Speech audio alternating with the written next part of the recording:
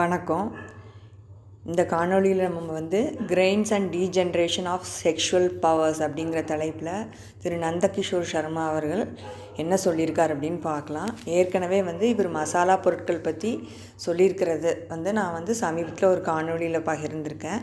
இப்போ இதை பார்க்கலாம். நம்ம as long as human beings lived according to the laws of nature, consumed only natural foods, they had an inherent state of celibacy which allowed them to go through a natural cycle of stimulative impulses which would arise as well as fade away spontaneously.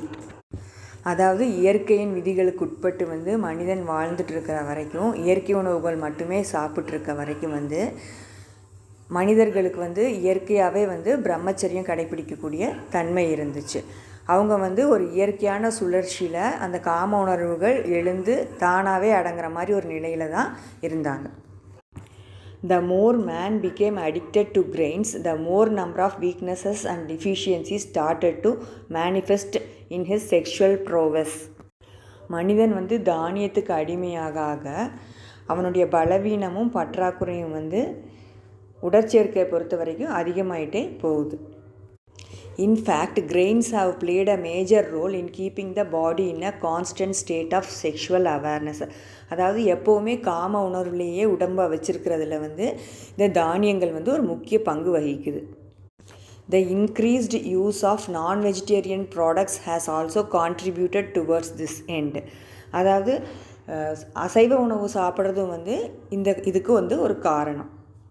The harmful aciding promoted by the consumption of grains and meat products takes the form of acidosis in the body, which in turn is responsible for keeping in the body a conditioned state of stimulation, provoking the person to be sexually more active. இந்த தானியங்கள் அதிகமாக சாப்பிட்றதுனால நம்மளோட உடம்புல அமில உணர்வு அதிகமாகுது, அமிலத்தன்மை அதிகமாகுது. இதனால் மனிதன் காம உணர்வு தூண்டப்பட்டு எப்போதுமே காம நினைவுகள்லேயே அதிகமாக இருக்கிறான். Due to already being in a state of stimulation, when a man comes in the vicinity of a woman, he feels further aroused. ஏற்கனவே காம உணர்வுலேயே இருக்கிறதுனால ஒரு பெண்ணை பார்த்தோன்னே அவன் மேலும் காம ரீதியாக தூண்டப்படுகிறான். It thus becomes difficult to control what seems to be the natural urges of the body. அதாவது இயற்கையாக இருக்கிற ஒரு உணர்வு அடக்க முடியாமல் சிரமப்படுற மாதிரி ஆயிடுது. Consequently, an overactiveness in sexuality has become a part of human's life, opposing the natural laws of nature. அதனால் இயற்கைக்கு எதிராக மனிதன் எப்போவுமே காம வாழ்க்கையிலேயே இருந்துகிட்ருக்கான். An act which was only to be utilized for procreation by mankind has been vitiated and distorted by the acidic effect of grains and extrinsic foodstuffs. அதாவது இனப்பெருக்கத்திற்காகவே மட்டுமே உபயோகப்படக்கூடிய காமத்தை மனித குலம் தானியங்களின் அமிலத்தன்மையாலும் பிற உணவுகளாலும் சிதைச்சிருச்சு அப்படின்னு சொல்லியிருக்காங்க. The ability that man was blessed with to enjoy his sexual prowess for a long period of time has got weakened over the years. அதாவது உடற்சேர்க்கையை நீண்ட நேரம் நீட்டிக்கக்கூடிய தன்மையை மனிதனுடைய உணவால் மனிதன் காலப்போக்கில் இழந்துட்டே வரான். In today's times, the situation is such that a man cannot maintain copulation for more than 5 to 10 minutes.